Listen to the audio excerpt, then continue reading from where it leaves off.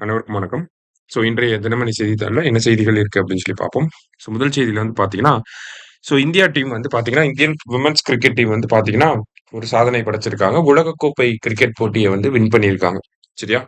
அதாவது பேக்கிரவுண்டோட பார்த்தோம்னா, 1973ல இருந்து நமக்கு இந்த கிரிக்கெட் போட்டிகள் வந்து நடந்துகிட்டு இருக்கு. உலகக்கோப்பை கிரிக்கெட் போட்டிகள். அதுவும் விமென்ஸ் வேர்ல்டு கப் தான் வந்து ஃபர்ஸ்ட் வந்திருக்கும். கிரிக்கெட் வேர்ல்டு கப்லயே. அதுக்கப்புறம் தான் ஆண்களுக்கான உலகக்கோப்பை அப்படிங்கிறது 1975ல தான் வந்து வந்திருக்கும். சரிங்களா? 1973ல தொடங்கப்பட்ட இந்த வுமன்ஸ் வேர்ல்டு கப் அப்படிங்கிறது, அதனுடைய 13த் எடிஷன் 13வது பெண்களுக்கான உலகக்கோப்பை அப்படிங்கிறது இந்தியாவுல நடந்துச்சு. இதுல இந்திய அணி வந்து சவுத் ஆப்பிரிக்காவ தோற்கடிச்சு இந்தியா வந்து வின் பண்ணியிருக்காங்க. இது இந்தியாவோட ஃபர்ஸ்ட் டிராஃபி. ஓகேங்களா? ஒரு உலகக்கோப்பை ஒரு நாள் தொடர் வந்து வின் பண்றது வந்து இதுதான் முதல் முறையா வந்து வின் பண்றாங்க. ஒன் டே இன்டர்நேஷனல்ல வேர்ல்டு கப்ப வந்து வின் பண்றது இதுதான் ஃபர்ஸ்ட் டைம்.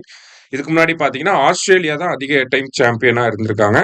ஆஸ்திரேலியாவுக்கு அடுத்ததா வந்து பாத்தீங்கன்னா, இங்கிலாந்துக்கு அப்புறமா நியூசிலாந்துக்கு அப்புறமா இப்ப இந்தியா வந்து ஜெயிச்சிருக்காங்க. சரியா? முக்கியமான ஒரு விஷயம் ஸ்போர்ட்ஸ் ரிலேட்டடா கொஞ்சம் நல்லா பார்த்து வச்சுக்கோங்க. நமக்கு எஸ்ஏ எக்ஸாம்ஸ்ல இதெல்லாம் கேட்கறதுக்கு வாய்ப்பு இருக்கு. சரியா? அடுத்ததா வந்து பாத்தீங்கன்னா, மத்த செய்திகள் என்ன இருக்கு அப்படின்னு சொல்லி பார்ப்போம். நமக்கு இன்றைய திருக்குறள் நெக்ஸ்ட். திருக்குறள பொறுத்தவரைக்கும் பாத்தீங்கன்னா, "உள்ளுவது எல்லாம் உயர் உள்ளல், மற்றது தள்ளினும் தள்ளாமை நீர்த்து" அப்படின்னு சொல்லி குடுத்திருக்காங்க.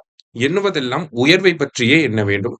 அவ்வுயர்வு கைகூடாவிட்டாலும் அவ்வாறு எண்ணுவதை விடக்கூடாது அப்படின்னு சொல்லி சொல்றாங்க. எப்பயுமே எய்ம் ஹையர் அப்படின்னு சொல்லி நம்ம அப்துல் கலாம் சொல்லுவார் இல்லையா? அதே மாரியான ஒரு விஷயம் தான் வள்ளுவரும் சொல்ல வர்றாரு. எப்பயுமே உயர்வை பற்றி மட்டும் தான் நம்மளுடைய சிந்தனை இருக்கணும் அப்படின்னு சொல்லி சொல்றாங்க. சரியா? அப்பதான் அத கண்டிப்பா நம்மளால அச்சீவ் பண்ண முடியும் அப்படின்றத நம்ம புரிஞ்சுக்கணும். சரிங்களா? திருக்குறள் எண் 596 அதிகாரம் ஊக்கமுடைமை அப்படிங்கிற அதிகாரத்துல.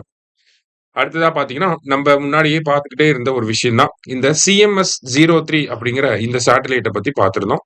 இன்னொரு தடவ ஃபுல்லா பார்த்துருவோம். ஓகேங்களா? ஃபர்ஸ்ட் என்ன அப்படின்னு சொல்லி பார்த்தீங்கன்னா, நமக்கு நவம்பர் 2 ஸ்ரீஹரிகோட்டால இருந்து பார்த்தீங்கன்னா, ஆ LVM-3 அப்படிங்கிற இந்த ராக்கெட்ட வந்து லான்ச் பண்ணியிருந்தாங்க. இதுல என்ன சேட்டலைட் இருந்துச்சு அப்படின்னா, CMS-03 அப்படிங்கிற சேட்டலைட். ஓகேங்களா? மிலிட்டரியோட கம்யூனிகேஷன் பர்ப்பஸஸ்க்காக இந்த சேட்டலைட்ட வந்து லான்ச் பண்ணியிருக்காங்க. இதோட இன்னொரு பேர் என்ன அப்படின்னு சொல்லி பார்த்தீங்கன்னா, GSAT-7R அப்படின்னு சொல்லி சொல்றாங்க. சரியா? ஸோ இதற்கு முன்னாடி பார்த்தீங்கன்னா, 2013ஆம் ஆண்டு GSAT-7 அப்படிங்கிற ஒரு சேட்டலைட் வந்து அனுப்பியிருப்பாங்க. ஓகேவா? அதுக்கு ருக்மிணி அப்படின்னு சொல்லி கூட ஒரு பேர் இருந்துச்சு. ஓகேவா? இந்த சேட்டலைட் வந்து பார்த்தீங்கன்னா, இதுவுமே மிலிட்டரி கம்யூனிகேஷன்க்காக ராணுவத்தோடைய அந்த தகவல் தொடர்பு அந்த மாரியான விஷயங்களுக்காக தான் அனுப்பியிருப்பாங்க. இதோடைய லைஃப் டைம் முடிஞ்சிட்டனால இப்ப புது சேட்டலைட்ட வந்து நம்ம அனுப்பியிருக்கோம்.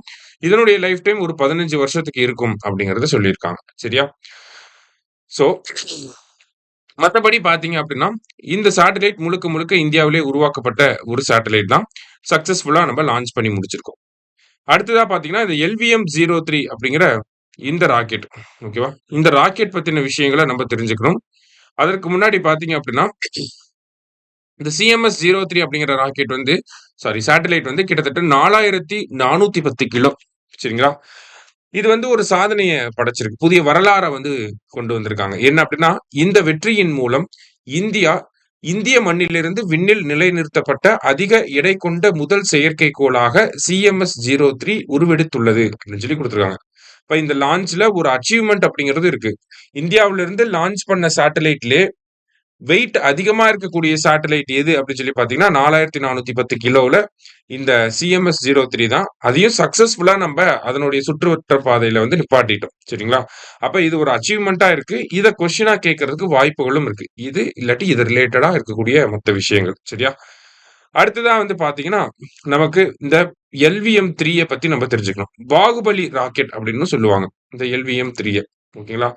இத பொறுத்தவரைக்கும் பார்த்தீங்கன்னா, புவியோட தாழ்வட்ட பாதையில 8000 கிலோகிராம் வரைக்கும் எடுத்துட்டு போக முடியும். அதுவே புவியோட ஒத்திசைவு பாதை அப்படின்னு சொல்லி பார்த்தீங்கன்னா, 4000 ஆ கிலோகிராம் வரைக்கும் இதனால சேட்டலைட்ஸ வந்து எடுத்துட்டு போக முடியும். சரிங்களா?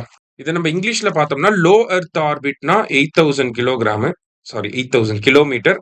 இதுவே ஜியோசின்க்ரோனஸ் ஆர்பிட் அப்படின்னு சொல்லி பார்த்தீங்கன்னா, நமக்கு 4000 கிலோகிராம். சரிங்களா? லோ எர்த் ஆர்பிட்னா 8000 கிலோ வரைக்கும் சேட்டலைட்ட எடுத்துட்டு போக முடியும். ஜியோசின்க்ரோனஸ் ஆர்பிட் அப்படின்னா 4000 கிலோ வரைக்கும் அந்த சேட்டலைட்ட எடுத்துட்டு போக முடியும். சரியா? ஸோ இது எல்லாமே முக்கியமான விஷயங்களா இருக்கு. அதே மாரி இந்த LVM-3 பொறுத்தவரைக்கும் பார்த்தீங்கன்னா, 3 ஸ்டேஜ் இன்ஜின் வந்து வச்சிருப்பாங்க. ஓகேவா? ஃபர்ஸ்ட் வந்து திட இன்ஜின் அப்படின்னு சொல்லுவாங்க. ஃபர்ஸ்ட் ஸ்டேஜ்ல இருக்கிறது. திடம்னா நமக்கு சாலிட் இன்ஜின். அடுத்தது திரவ இன்ஜின் அப்படின்னு சொல்லுவாங்க. Liquid engine. 3 ஸ்டேஜ் வந்து ஆக்ஸிஜன் பார்த்தீங்கன்னா, ஆக்ஸிஜன், ஹைட்ரஜன் இருக்கக்கூடிய கிரையோஜெனிக் இன்ஜின் வந்து இருக்கும். சரிங்களா?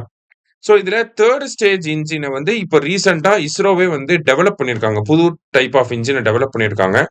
அந்த இன்ஜின் என்ன பண்ணும்னா, 3 ஸ்டேஜ் ஆஃப் இன்ஜின் வந்து என்ன பண்ணும்னா, சேட்டலைட்ட கொண்டு போய் அதனுடைய ஆர்பிட்ல விட்டுட்டு, மறுபடியும் பறக்கக்கூடிய வல்லமை பெற்ற ஒரு சேட்டலைட். ஒரு ஒரு ராக்கெட் அது.